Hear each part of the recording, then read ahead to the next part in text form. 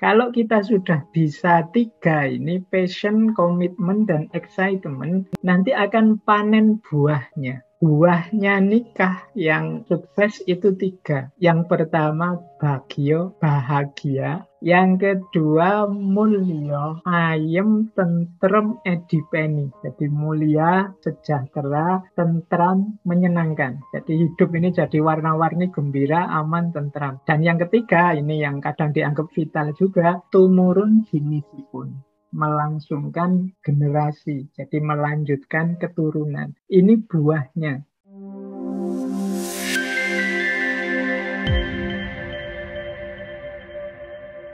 Bismillah, alhamdulillah, assalatu wassalamu ala rasulillah, wala hawla wala quwata illa billah. Alhamdulillah, siang hari ini kita bisa belajar lagi. Ini semoga nambah wawasan, nambah ilmu, nanti berkorelasi dengan meningkatnya kualitas diri, kualitas hidup kita. Kalau dalam bahasa agama itu ya manfaat, ya maslahat, ya barokah. Kalau manfaat itu lebih pada untuk diri kita sendiri, pribadi. Kalau membawa maslahat itu biasanya juga untuk lingkungan kita.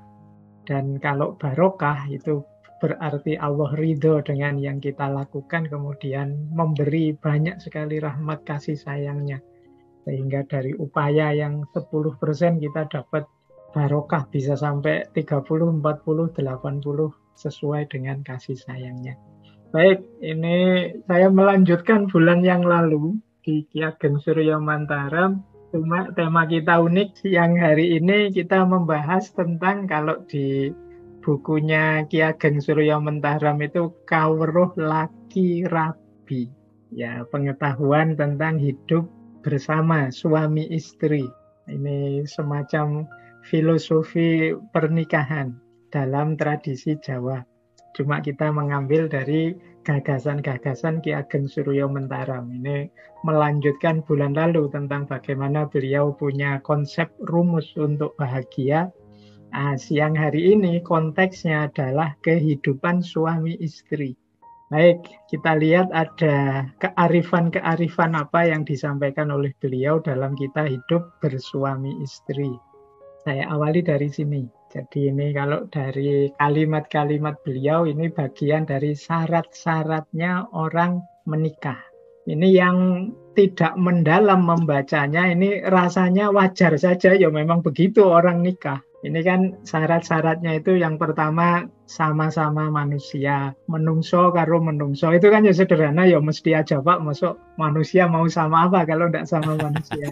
Kemudian yang kedua sama-sama hidup, podo uripe. Itu kan kita juga mesti ketawa ya, mesti saja. Masuk kita nikah satu hidup satu mati kan tidak mungkin. Kemudian yang ketiga sama-sama dewasa, podo dewasane, podo wis dewasa. Kemudian sama-sama mau dan wong wadon karo wong lanang, laki-laki dan perempuan. Ini mungkin yang tidak ngerti nanti bisa diarahkan, wah kalau gitu bener toh LGBT tidak boleh, mungkin ke situ. Ya mungkin ya, tapi ini maksudnya tidak hanya seperti bunyinya. Ini kalau bahasanya Ki Ageng Suryo Mentaram, iku aturaning alam. Aturaning alam itu sunatullah. Orang menikah itu perhatikan 5 hal ini. Manusia dengan manusia itu perhatikan kita menikah ini sesama manusia. Sesama manusia itu perhatikan karakter kemanusiaannya. Jadi kalau dalam agama itu bahkan lebih spesifik ke arah agamanya. Cuma agama ini kalau tafsirnya Imam Ghazali kan maksudnya akhlaknya. Pilihlah menikah dengan manusia yang manusia, biar nanti tidak menyesal. Khawatirnya kita milih orang misalnya yang sangat ambisius, agresif misalnya. Ini sisi kebinatangannya lebih menonjol. Atau manusia yang mentalnya kesetanan. Jadi inginnya mencelakakan orang terus, kita nanti sulit juga kalau tidak manusia. Atau yang kemalaikatan, itu juga sulit. Kemalaikatan itu orang yang makomnya sangat tinggi, yang nggak level sama kita. Nanti kita yang ingin biasa-biasa, beliau sudah makomnya tinggi, nanti diajak apa-apa nggak mau, diajak ibadah terus kita. Itu tafsir jauhnya begitu. Jadi yuk kita menikah yang selevel saja, yang manusia dengan manusia. Jadi alamat pertama yang kita tuju kalau mencari pasangan ya sama-sama manusia. Kalau Bapak Ibu yang sudah terlanjur manusia berarti tinggal membentuk diri kita masing-masing untuk jadi manusiawi saja. Kemudian sama-sama hidup. Sama-sama hidup itu sama-sama bergairah untuk menjalani hidup, bersemangat untuk hidup. Agak sulit kita kalau kita semangat untuk hidup bersama, yang satu tidak semangat. Kita ingin semangat belajar misalnya, yang satu tidak cocok dengan belajar. Jadi coba cari yang sama-sama hidup. Kalau orang Jawa ada istilah urip iku urup. Jadi hidup itu menyala, jadi bergairah, ada semangatnya. Jangan menikah dengan orang yang sudah putus asa dengan hidup. Kita akan kesulitan nanti. Sama-sama hidup. Kemudian sama-sama dewasa, matang cara berpikirnya. Ya ini mudahnya jangan menikah dengan yang belum bisa mendaya gunakan akal budinya secara maksimal. Nanti kita sulit. Diajak mikir tidak mau, disuruh merasa tidak mau, itu kurang dewasa. Cari yang sama-sama dewasa. Ini biasanya di tafsirnya itu ditulis jangan menikah sama anak-anak. Anak-anak itu berarti yang pikirannya belum berkembang. Jadi makanya tafsirnya menikah dini itu hari ini kan banyak isu-isu jangan menikah dini yang umurnya belum cukup.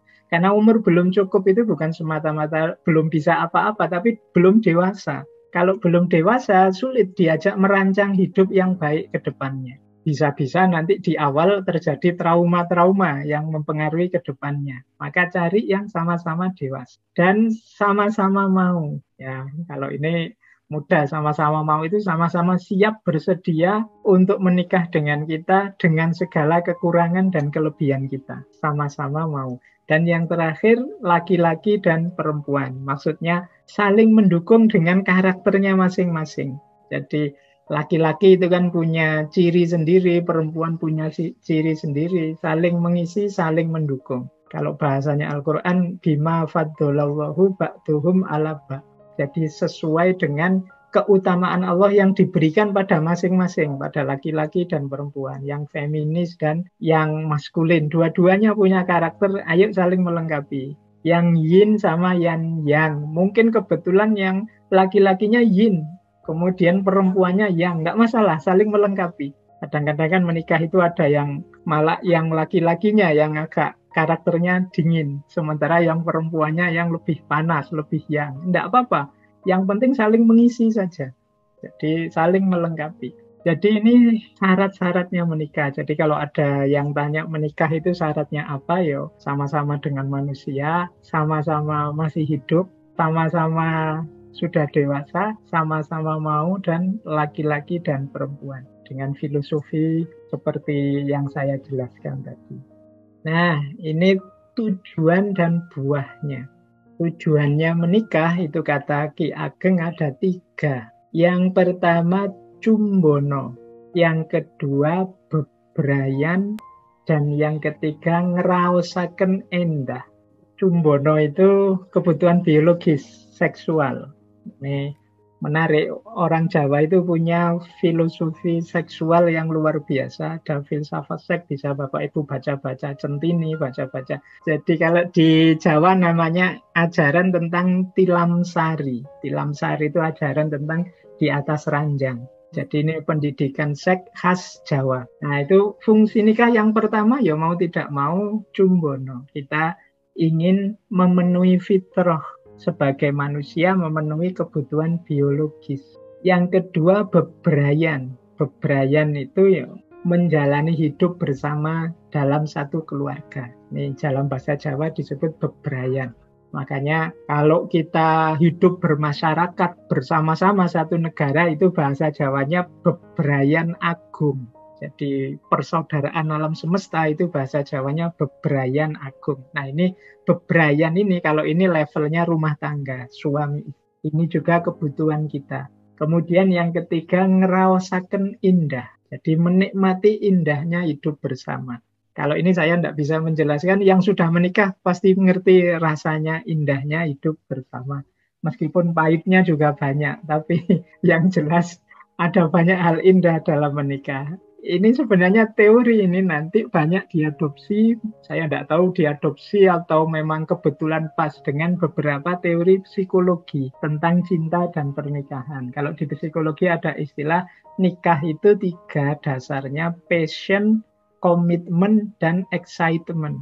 Passion itu ada rasanya, jadi ada gairahnya. Itu kebetulan biologis tadi Cumbono. Ada gerengnya lah. Jangan menikah dengan orang yang kita tidak ada rasa sama sekali. Nanti sulit kita. Tidak ada passionnya. Tapi ya jangan berhenti di passion. Kalau berhenti di passion, di kebutuhan biologis, nanti tidak lama mungkin kalau sudah usia-usia berapa, sudah biologis sudah tidak terlalu jadi fokus lagi, hambar pernikahan. Maka perlu naik ke level komitmen. Komitmen itu kesiapan janji pada diri masing-masing untuk saling membahagiakan, saling mendukung, saling bekerja sama. Itu namanya komitmen. Apapun yang terjadi, aku akan bersamamu. Itu namanya komitmen. Dan jangan lupa yang ketiga, excitement. Excitement itu menggembiraai, merayakan indahnya kebersamaan. Itu excitement.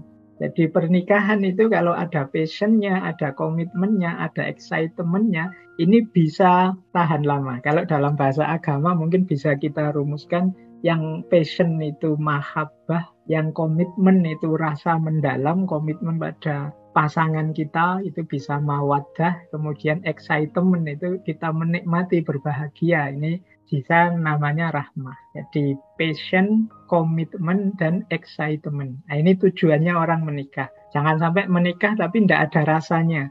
Tidak ada passionnya. Misalnya ada yang dijodohkan misalnya. Jadi ya komitmen sih tapi tidak ada rasanya. Ini kayak orang kerja bakti akhirnya. Terpaksa menikah dengan dia tapi tidak ada rasanya. Ya meskipun lama-lama nanti bisa muncul. Atau jangan sampai passion saja tapi tidak ada komitmen. Nah, ini kayak anak muda yang ingin seneng-seneng saja. Ini juga tidak ada nilainya nanti. Alhamdulillah kalau bisa excitement, bisa gembira. Di orang gembira itu kan apapun situasinya dia bisa menikmati. Kalau bahasanya Ki Ageng tadi, ngeraosaken endah, menikmati keindahan. Kalau kita sudah bisa tiga ini, passion, komitmen, dan excitement, nanti akan panen buahnya. Buahnya nikah yang sukses itu tiga. Yang pertama bahagia. Yang kedua mulya, ayem, tentrem, edipeni. Jadi mulia, sejahtera, tentram, menyenangkan. Jadi hidup ini jadi warna-warni, gembira, aman, tentram. Dan yang ketiga, ini yang kadang dianggap vital juga, tumurun jinisipun. Melangsungkan generasi, jadi melanjutkan keturunan. Ini buahnya. Kadang-kadang tidak wujud salah satu atau salah dua dari tiga ini. Kalau buah itu sepenuhnya sudah takdirnya Allah, sepenuhnya sudah anugerahnya Allah. Ada yang menikah tapi generasinya tidak muncul, ada yang menikah sudah passion, komitmen, tapi masih belum bahagia juga, dan lain sebagainya. Kalau buah ini setelah kita upayakan maksimal, tinggal kita pasrahkan. Biasanya muncul tiga ini. Kalau tidak, ya sepenuhnya kuasanya Allah. Happiness, kebahagiaan. Yang nomor dua itu well-being, jadi hidup yang sejahtera, aman, nyaman. Kadang-kadang ya sudah passion, komitmen, excitement, masih belum sejahtera juga, ya enggak apa-apa. Wong itu buah. Buah itu sepenuhnya ada di tangannya Allah. Nah, yang penting ini tujuan dan kegunaan. Kalau nulis skripsi atau tesis, ini Bapak Ibu yang dosen kan selalu ada setelah masalah, terus tujuan dan kegunaan. Nah, ini tujuan dan kegunaannya menikah. Manfaatnya menikah. Kita lanjutkan. Nah, menurut Ki Ageng, tujuan pernikahan itu akan tercapai kalau ada satu faktor yang paling penting. Dan faktor itu adalah rasa, rasa. Jadi kuncinya ternyata ada di rasa. Dudu semat derajat keramat ingkang nomor siji. Jadi bukan jabatan, bukan kehormatan, bukan keramat kekuasaan, tapi rasa. Jadi nanti ada istilah rasa bebujuan, rasa bersuami istri. Jangan sampai nanti kita sudah menikah, rasa ini belum muncul. Rasa bebujuan, rasa yang seperti apa sih? Ini nanti dijelaskan bedanya rasa menikah yang benar dan rasa menikah yang keliru. Ini namanya rasa bebujuan atau raos bebujuan. Rasa yang benar namanya raos bojo. Raos bojo itu cirinya apa sih? Tanpa syarat lan kawontenan. Jadi kita mencintai tanpa syarat dan tanpa pamrih-pamrih. Tidak melihat situasi dan kondisi, yang penting aku mencintaimu. Jadi ini cinta, rasa cinta kita yang tidak ada karenanya atau tidak ada pamrihnya. Jadi tidak ada awalnya, tidak ada akhirnya. Yang penting tidak ada syaratnya dan tidak ada pamrih-pamrihnya. Itu namanya sih tanpa syarat lan kawontenan. Yang sering jadi masalah itu nanti ketika ada syaratnya, ada target-target pamrihnya, bahkan ada niat-niat tertentu di luar berkasih sayang sejak awal. Nah, ini raos bojo akan ketemu banyak masalah. Lawannya raos bojo itu adalah raos barencoh. Raos barencoh itu rasa sewenang-wenang atau raos derbe sakwenang-wenang. Jadi kalau raos bojo tadi orientasinya untuk kebahagiaanmu atau kebahagiaan kita bersama. Tapi raos barencoh ini rasa tujuanku harus tercapai, keinginanku harus tercapai. Pasanganku adalah alat untuk mencapai tujuanku. Ini namanya raos barencoh. Jadi kalau di awal kita nawaitunya menikah itu, karena saya selama ini kesepian Pak, biar dapat pasangan. Nah, ini logika sama, kita nikah itu sebagai alat untuk kebutuhan kita, keperluan kita saja. Jadi kasihan sekali pasangan kita hanya kita posisikan sebagai alat untuk pemenuhan kebutuhan kita. Ini jenis raos derbe sewenang-wenang. Jadi motifnya hanya motif aku. Biar aku tidak ditanyai orang terus kapan nikah, biar aku kan sering itu kan kapan nikahnya, kapan itu kan pertanyaan yang paling bikin gelisah itu bagi yang jomblo-jomblo. Meskipun begitu tetap jangan nikah hanya karena menghindari pertanyaan, jangan nikah hanya karena biar tidak susah lagi kalau ditanya orang. Biar kalau wisuda ada pasangannya, jangan sampai begitu kan, kadang-kadang ada itu, wah wisuda kok tidak ada pasangannya, kasihan sekali, terus dipaksa-paksa sebelum wisuda harus ada pasangan. Jadi pasangan kita posisikan hanya sebagai alat untuk kepentingan kita. Itu namanya raos barencoh. Ini mengkhawatirkan, kata Ki Ageng Surya Mentara. Lah nanti kalau sudah terpenuhi kepentingannya, kita rasanya tidak butuh lagi sudah sama dia. Atau ada yang ganti yang lebih menyenangkan, sudah tidak butuh lagi sama dia. Itu kalau dasarnya adalah raos barencoh ini. Jadi hanya ingin memuaskan keinginan sendiri. Nah, ini mari kita introspeksi ini Bapak Ibu pada kita semua sebenarnya. Pada dirinya masing-masing ya, jangan nuding pasangannya. Nanti biasanya kita itu kalau dapat ilmu gini, wah pasanganku itu dulu Pak mesti gitu. Enggak, ini untuk kita introspeksi sendiri-sendiri. Sudahkah kita nyampe level di raos bojo ini, ataukah masih ada kebutuhan-kebutuhan praktis, keinginan-keinginan egois kita terhadap pasangan yang ingin dia melakukan itu atau dia mewujudkan itu. Kita perhatikan raos kita, raos bojo apa raos barencoh. Nanti lanjutannya, ya kalau sudah ada raos bojo tadi akan muncul jenis pernikahan namanya pernikahan jejodohan. Kalau tidak, ya karena raos barencoh, ya jenis pernikahannya jenis pernikahan barencoh. Pernikahan jejodohan itu pernikahan yang saling setia. Ini Ki Ageng mencontohkan seperti burung merpati atau burung perkutut. Burung merpati itu mungkin Bapak Ibu sering lihat ya, anak-anak muda yang main burung merpati itu. Itu kan setia sekali dengan pasangannya. Dipisahkan jauh antar kota, nanti asal pasangannya kita pegang, dia akan kembali ke pasangannya tadi. Itu canggihnya burung merpati. Jadi dia sangat setia dengan pasangannya. Sama seperti burung perkutut. Saya tidak tahu hari ini Bapak Ibu ada atau tidak yang memelihara burung perkutut. Ini kalau di Jawa burung perkutut itu burung yang elit. Burung perkutut itu termasuk antara lain dulu yang dipelihara oleh Brawijaya Pamungkas. Brawijaya ke-5 yang nanti terus dilengserkan jadi Demak itu. Nah, itu di antara peliharaannya burung perkutut ini. Meskipun ceritanya saat itu burung perkutut itu jelmaan salah seorang pangeran dari Pajajaran. Tapi di Jawa memang burung ini agak sakral, burung perkutut ini. Nah, burung perkutut itu termasuk setia. Yang memelihara burung perkutut mesti ngerti. Burung perkutut itu kalau lepas, itu kita tidak perlu mengejar-ngejar mereka. Cukup kandangnya kita taruh di luar rumah, kita buka pintunya, dia pasti akan kembali lagi ke kandangnya. Jadi ini timbul kesetiaan. Jadi pernikahan yang jejodohan itu dia akan saling setia. Sebagaimana merpati, burung dara, atau burung perkutut. Pasti akan kembali ke rumah. Apapun yang dia lakukan, dia akan kembali ke pasangannya, kembali ke rumah. Tidak akan nginep di tempat yang lain, tidak akan nyari pasangan yang lain. Burung merpati itu misalnya dipisah jauh, itu meskipun dipameri pasangan lain, seperti apapun dia tetap akan kembali ke pasangannya. Nah, ini saling setia namanya. Nah, kebalikannya, pernikahan yang barencoh tadi. Pernikahan barencoh itu mencari enaknya sendiri. Ya contoh mudahnya, kalau ilustrasinya Ki Ageng itu seperti ayam atau kambing atau mungkin bebek dan lain-lain. Ini kan pasangannya gonta-ganti terus, dia suka-suka dia saja. Nyari enaknya sendiri.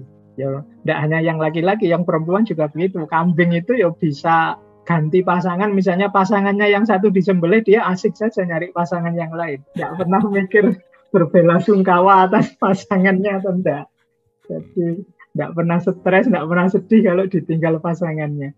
Nah, kalau ada mental yang seperti ini, hanya mencari enaknya sendiri, nyamannya sendiri, tidak peduli dengan situasi pasangannya, itu namanya jenis pernikahan yang barencoh.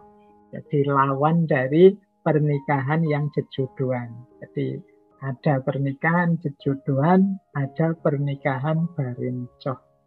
Nah, sekarang ciri-cirinya pernikahan yang jejodohan dan pernikahan yang barencoh. Ya, pernikahan jejodohan itu indah, sementara pernikahan barencoh itu gelap, kata Ki Ageng Surya Mentaram. Sama-sama mengalami matahari tenggelam, kata Ki Ageng Surya Mentaram. Kalau pernikahan jejodohan itu menghayati indahnya matahari yang tenggelam di kala senja. Sementara pernikahan barencoh itu merasakan gelapnya matahari yang ditelan malam. Ini rasanya berat, yang satu rasanya ringan dan indah. Meskipun mungkin yang dialami sama. Jadi meskipun sama-sama jumlah kekayaannya sama, jabatannya sama, status di masyarakat sama, tapi pernikahan jejodohan itu rasanya selalu indah. Sementara pernikahan yang barencoh itu gelap. Ciri pertama pernikahan jejodohan itu kesediaan untuk saling senang, saling susah bersama. Tidak ada kok satu senang, satu susah. Tidak ada kok istrinya susah misalnya, rasain loh. Sudah diingetin bolak-balik kok tidak ikut-ikut, sekarang rasakan sendiri efeknya. Ini berarti tidak ikut merasakan kesedihan pasangannya. Jadi kalau pasangannya sedih, dia ikut sedih. Kalau pasangannya bahagia, dia ikut bahagia. Meskipun tidak ikut langsung merasakan, tapi kebahagiaan pasangan adalah kebahagiaanku, dan kesedihan pasangan itu kesedihanku. Itu ciri pertama pernikahan jejodohan.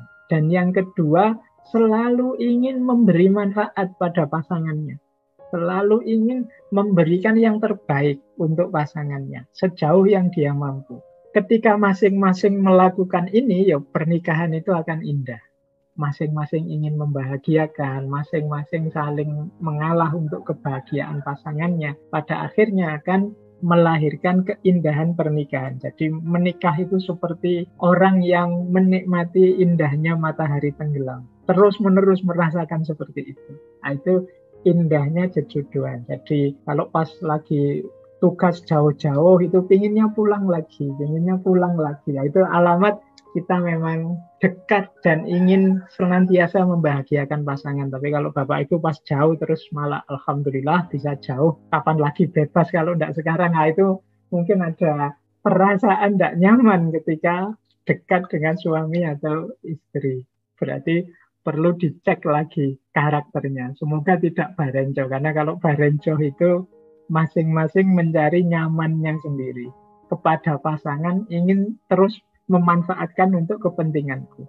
Jadi kehadiranmu itu untuk kepentinganku. Mentalnya seperti ini. Jadi ingin nyari enaknya sendiri, nyamannya sendiri. Ini akan jadi tanda-tanda, apalagi kalau masing-masing seperti ini, ya pasti akan tabrakan. Jadi antara ego dengan ego akan saling tabrakan. Baik, jadi ini sifat jejodohan dan sifat barencoh. Kita lihat rutenya sekarang. Rutenya jejodohan itu tahap-tahapnya seperti ini. Jadi diawali rasa pasihan. Rasa pasihan itu tadi ya, rasa cinta yang tanpa syarat, tanpa pamrih. Kalau sudah ada rasa cinta, maka akan muncul situasi kedua, merasakan apa yang dirasakan oleh pasangan. Jadi ketika seseorang mencintai, itu pasangan kita merasakan apa, kita turut merasakan. Nah, itu level 2. Kalau sudah muncul rasa merasakan pasangan ini, bisa naik ke level selanjutnya, itu menghargai pasangan. Karena kita bisa menyelami jiwanya, maka kita hargai. Kadang-kadang kita kan yang hanya mikir kita sendiri, kadang-kadang mungkin yang laki-laki tidak telaten sama istrinya, yang istri sebel sama suaminya.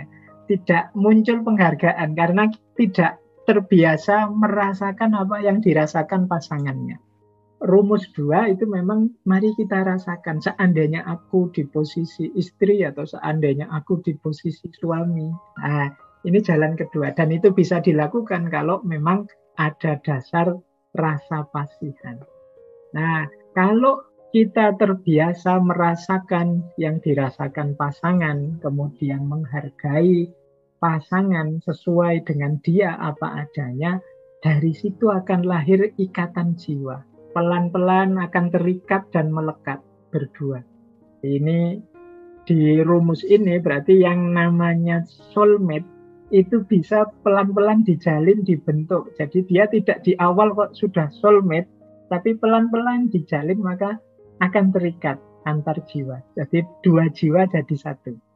Jadi rumus soul, kan ada, kalau di filsafat itu ada Plato yang bilang soulmate itu sebenarnya satu jiwa yang dipisah kemudian bertemu. Tapi kalau di versinya Ki Ageng Suryamantaram itu tidak begitu, ya dua jiwa cuma jadi satu. Jadi dengan satu kepentingan karena masing-masing saling peduli dengan pasangannya. Lahir ikatan jiwa. Kalau sudah lahir ikatan jiwa, puncaknya muncul sikap rasa yang tak terpisahkan. Jadi kita ini sehidup semati, kita ini sudah, engkau gembira ya aku gembira. Sedihmu adalah sedihku, bahagiamu adalah bahagiaku. Ini namanya sudah rasa yang tak terpisahkan. Ini tahapan-tahapan menuju jalan jejodohan. Ya, pada akhirnya karakter jejodohan itu karakter yang rilo, nerimo, legowo. Jadi rilo itu rela untuk masa depan, nerimo itu rela untuk masa kini, menerima sekarang yang terjadi, legowo itu menerima apa yang sudah terjadi. Jadi rilo, nerimo, legowo. Jadi maka hidup pernikahan akan jadi indah. Dari tahap kasih sayang, turut merasakan, menghargai pasangan, lahir ikatan jiwa, dan puncaknya lahir rasa tak terpisahkan. Ini rutenya pernikahan yang barencoh tadi. Diawali dari rasa sewenang-wenang. Rasa sewenang-wenang itu berarti hanya untuk kepentingannya sendiri. Dia ingin enak sendiri, nyaman sendiri, asik sendiri. Pada akhirnya karena dasarnya seperti ini lahir hal yang kedua, yaitu menuntut pasangan seperti yang diinginkan. Jadi menuntut pasangannya, kamu itu mbok harus begini, kamu itu mbok ya begitu, terus begitu. Jadi selalu menuntut. Ya lazimnya orang yang banyak tuntutan pasti nanti lahir yang ketiga, banyak kekecewaan-kekecewaan. Karena selalu nuntut ini, nuntut itu, pada akhirnya kecewa dengan ini, kecewa dengan itu. Dari pasangannya. Kalau sudah muncul banyak kekecewaan-kekecewaan, hidup bersama itu rasanya jadi beban. Jadi Kalau sama pasangannya itu rasanya berat sekali. Lebih asik kalau ketemu teman, lebih asik kalau ketemu siapa. Begitu pulang ketemu suami atau istri, ambil nafas panjang lagi. Nah, itu berarti suami atau istri kita jadi beban hidup. Jadi rasanya tidak asik, rasanya tidak nyaman, rasanya ini jadi beban. Itu diawali karena mungkin kita kecewa, tidak karena pasangan kita tidak seperti yang kita harapkan. Kita banyak menuntut. Karena memang dasarnya kita pamrih kepentingan kita sendiri. Dan kalau sudah jadi beban, puncaknya adalah ingin berpisah saja. Nah ini terus jadi kiamatnya nanti ada di situ. Kalau masing-masing hidup bersama tapi ingin pisah saja. Kalau bahasanya Al-Quran itu tahsabuhum jami'an wa qulubuhum syatta. Engkau melihatnya seperti dekat ngumpul. Kalau diwawancara ya senyum-senyum tapi wa qulubuhum syatta. Tapi hatinya saling bertolak belakang. Yang satu menghadap ke utara, yang satu menghadap ke selatan. Nah, ini pernikahan yang barencoh. Kata Ki Ageng, cirinya antara lain adalah kita mulai tidak kerasan dengan pasangan kita itu kalau melihat orang lain rasanya selalu membandingkan dengan pasangan kita. Jadi iri dan membandingkan. Nah, itu di antara cirinya pernikahan yang barencoh. Lihat orang lain, wah enak sekali ya sampean suaminya begini begitu. Yang istri juga begitu, wah enak sekali yang sampean. Jadi kalau lihat orang lain selalu iri dan membandingkan. Dan merasa dirinya malang dan kecewa kok saya dapat pasangan yang begitu. Nah, itu sebenarnya awalnya ya kita sendiri karena kita awali pernikahan itu dari rasa sewenang-wenang tadi. Kita anggap menikah itu hanya untuk memenuhi kebutuhan kita saja. Sehingga kita maunya menuntut terus kepada pasangan kita. Jadi ini rutenya. Mari Bapak Ibu waspada dengan rute ini. Mungkin di awal-awal ada, semoga tidak naik sampai ke atas lah. Jangan sampai menikah ini terus jadi beban. Apalagi di paling puncak itu kok rasanya enak kalau berpisah saja dan lain sebagainya. Mari kita hati-hati. Semoga bisa, kalau bisa diawali dari awal, kita mulai lagi bareng-bareng membangun pernikahan yang sejuduan. Saling menerima, saling tidak menuntut, saling merasakan apa yang dirasakan pasangan. Nah, saya lanjutkan. Tanda dari pernikahan sejuduan itu dua, kata Ki Ageng. Kalau dua ini masih hidup, masih bisa lahir pernikahan yang sejuduan. Ciri pertama, kata Ki Ageng, ngelahirake manah. Ya mudahnya komunikasi. Yaitu ya masing-masing pasangan masih terbuka, jujur, mengungkapkan apa yang dirasakan. Sehingga kalau ada persoalan, ada masalah, bisa diselesaikan. Nah, ini masih bisa selamat. Tanda pernikahan yang masih bisa dibawa ke ranah sejuduan. Masih mau menyampaikan apa yang dirasakan. Jadi komunikasinya tidak tersumbat. Suami masih bisa menyampaikan ke istrinya, istri masih menyampaikan ke suaminya dan didengarkan. Nah ini masih dalam koridor sejuduan. Kalau komunikasi tersumbat itu biasanya sudah agak parah itu kemungkinannya. Ngomong saja tidak bisa atau tidak boleh, ya, sudah. Karena hidup bersama itu ya karena beda kepala, beda visi, beda cara berpikir, pasti beda-beda. Kalau tidak bisa komunikasi itu berat rasanya. Dan yang kedua, mawas diri. Mawas diri itu introspeksi. Jadi masing-masing pihak tidak menuntut keluar, tapi introspeksi ke dalam. Membaca dirinya, aku itu seperti apa ya? Kalau pasanganku itu begitu, harusnya apa yang harus aku lakukan? Nah, ini namanya introspeksi. Kira-kira aku tidak pasnya di mana, kurangnya di mana. Itu mawas diri, membaca diri. Ingin menyikapkan diri, menampilkan diri pas seperti yang diinginkan oleh pasangan. Jangan-jangan aku begini dia kecewa, jangan-jangan aku begini dia tidak suka, jangan-jangan aku begini dia, itu namanya introspeksi. Jadi komunikasi dan introspeksi. Ini tanda pernikahan yang masih bisa selamat, bisa kita wujudkan dalam bentuk sejuduan. Masih ada komunikasi lancar, Dan masing-masing pihak mau introspeksi, tidak sekedar menuntut pasangannya. Nah, kalau yang barencoh, yang sulit ini, kalau istilahnya Ki Ageng Suryo Mentaram, 3 ciri ini mengindikasikan pernikahan itu sulit jejodohan. Biasanya jatuh pada pernikahan yang kacau atau barencoh tadi. Pertama adalah, kata Ki Ageng, laki rabi ingkit-ingkitan. Suami istri yang saling curiga. Jadi pikirannya negatif terus terhadap pasangannya. Jangan-jangan kamu begini, jangan-jangan kamu begitu, jangan-jangan terus semuanya saling curiga. Nggak ada positifnya sama pasangannya. Atau kalau bahasanya teman-teman hari ini, isinya suudzon terus sama pasangannya.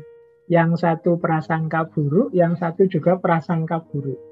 Keluar rumah sebentar misalnya istrinya terus dicurigai, Allah paling mesti gosip ya sama tetangga-tangga, ngomong yang nggak penting. Mbok ya di rumah saja baca buku zikir misalnya. Nah itu kan selalu curiga sama pasangannya di luar. Yang istri juga begitu, suami di luar pulang juga sudah diinterogasi kayak orang habis apa, tadi di mana ngapain saja. Ini ingkit-ingkitan. Jadi saling curiga. Sulit. Kalau isinya saling curiga itu ya biasanya serba negatif pasangan itu. Yang kedua, laki rabi selingkuh-selingkuhan. Ini mungkin istilah selingkuh ini terus diadopsi dalam bahasa Indonesia. Selingkuh. Itu maksudnya apa? Mengkhianati, tidak jujur. Kalau ada kombinasi satu curiga, satu tidak jujur, itu wassalam sudah. Yang satu pikirannya negatif terus, ternyata yang satu juga tidak jujur, suka bohong. Padahal nyeleweng tapi dia bilangnya enggak. Padahal jelek memang tapi dia bilangnya enggak. Akhirnya kecurigaan tambah besar, ketidakpercayaan tambah besar karena memang orangnya ternyata juga enggak amanah, enggak bisa dipercaya. Jadi yang satu saling curiga, yang satu tidak jujur. Wassalam. Atau yang ketiga, ungkul-ungkulan. Laki rabi ungkul-ungkulan. Ungkul-ungkulan itu saling bersaing. Jadi suami istri itu tidak bekerja sama, tapi masing-masing ingin lebih unggul dari pasangannya. Masing-masing ingin menonjolkan perannya. Aku lebih penting di rumah ini, sampean kan di luar terus ngerti apa. Yang suami juga begitu, aku lebih penting di rumah ini. Kalau tidak ada aku, uang dapat dari mana? Biaya hidup dapat dari mana? Ini kalau mental ini berkembang terus, namanya ungkul-ungkulan. Saling bersaing, ingin menunjukkan betapa aku ini penting. Yang satu juga begitu, aku lebih penting. Jadi ketika kita menganggap aku lebih penting, aku loh yang lebih capek, aku loh yang lebih punya kontribusi, aku loh yang peranku lebih besar dan lain sebagainya, mesti nanti timbul masalah. Nanti bisa melahirkan barencoh tadi, pernikahan yang kacau balau. Jadi ingkit-ingkitan, selingkuh-selingkuhan, dan ungkul-ungkulan. Ini akan jadi parameter lahirnya pernikahan yang barencoh menurut Ki Ageng Suryo Mentaram. Ini kunci menuju jejodohan. Gimana obatnya kalau ternyata banyak penyakit yang mengarah pada barencoh tadi dalam rumah tangga? Kata Ki Ageng, mayuk melampaui krodomongso. Kemarin bulan lalu sudah kita jelaskan tentang krodomongso ini. Krodomongso itu ego. Jadi kunci dari semuanya tadi terletak pada ego. Masing-masing ingin semat, derajat, dan keramat. Jadi masing-masing ingin jaya sendirian, ingin dihormati sendirian, ingin lebih kuasa dari pasangannya. Ini namanya ego atau krodomongso. Mari kita melampaui ini. Kenapa? Ya kalau kita masih diliputi oleh krodomongso, ya seperti bulan lalu kita jelaskan, orang yang ditelan oleh egonya. Sehingga dia sulit mengenali dirinya yang sejati. Yang dia baca tentang dirinya itu ternyata bukan dirinya, tapi obsesi-obsesinya, ambisi-ambisinya, keinginan-keinginannya. Jadi misalnya membaca, saya itu sebenarnya orangnya sangat sabar loh. Itu sebenarnya bukan membaca fakta dirinya sabar, tapi membaca bahwa dia itu idealnya ingin diriku yang sangat sabar. Ketika ada orang ngomong begitu, sebenarnya menunjukkan dia sudah tidak sabar. Kalau kadang-kadang kan kita kurang sabar apa aku. Itu biasanya itu sudah tidak sabar sudah. Ketika di titik itu sebenarnya dia sudah selesai sabarnya. Sekarang sudah tidak sabar. Jadi dia membaca dirinya itu sebenarnya membaca krudomongso tadi, egonya. Jadi ambisi-ambisinya. Dan itu membuat dia tidak bisa jernih membaca realitas. Jadi tidak bisa membaca benda-benda, peristiwa-peristiwa sebagaimana adanya. Yang dia baca ya selalu versi ideal yang sebenarnya itu bukan dirinya. Itu keinginan egonya. Nah, ini yang terakhir. Ini semoga Bapak Ibu membacanya tidak dengan sarung ya. Ini memang gayanya para pujangga Jawa itu istilahnya kadang-kadang unik. Jadi tips untuk menuju pernikahan yang sejodohan itu akhirnya ada 5. Yaitu melumah, mengkurep, miring, mulur, dan mungkret. Ini yang ngerti bahasa Jawa semoga tidak kemudian pikirannya roaming kemana-mana melayang. Melumah itu terlentang. Mengkurep itu ya telungkup, miring itu ya miring, mulur itu memanjang, mungkret itu menyusut. Jadi ini cara kita mengelola kehidupan pernikahan. Yang pertama apa? Melumah, terlentang. Maksudnya apa? Siap menerima apapun kondisi pasangan. Jadi orang terlentang itu silahkan datang, dirimu datanglah padaku dengan kondisi apa saja aku terima. Nah, itu simbolnya kita melumah. Dengan segala kebaikan, mau kelebihan, mau kekurangan, mau kelemahan, mau aku siap menerima. Nah, ini namanya melumah. Nah, mengkurep. Mengkurep itu simbol menutupi, simbol mengatasi. Maksudnya apa? Aku akan berusaha sekuat mungkin memberikan yang terbaik yang aku mampu. Engkau akan aku lindungi, engkau akan aku berikan semua yang engkau inginkan sejauh yang aku mampu. Nah, ini namanya mengkurep. Jadi melumah itu siap menerima, mengkurep itu siap memberikan yang terbaik yang aku bisa untuk kehidupan kita bersama. Kemudian yang ketiga miring. Miring itu berarti kan hadap-hadapan, saling berhadapan-hadapan. Maksudnya apa? Kita ini harus bekerja sama, secara setara. Jadi tidak ada yang lebih tinggi dan lebih rendah. Mari bekerja sama untuk hidup bebrayan yang ideal, yang indah, sehingga kita seperti 2 orang yang sedang menikmati matahari tenggelam yang sangat indah. Nah, itu simbolnya adalah miring. Kita tidak ada hierarki atas bawah, siapa yang lebih penting, siapa yang kurang penting. Nah, itu simbolnya miring. Kemudian mulur. Mulur itu mari bersama-sama memanjang, mewujudkan keinginan-keinginan kita, mewujudkan cita-cita kita bersama. Jadi biar tidak stagnan, biar ada bedanya ketika kita hidup bersama ini banyak sekali kualitas diri yang meningkat. Itu namanya mulur, semakin meningkat.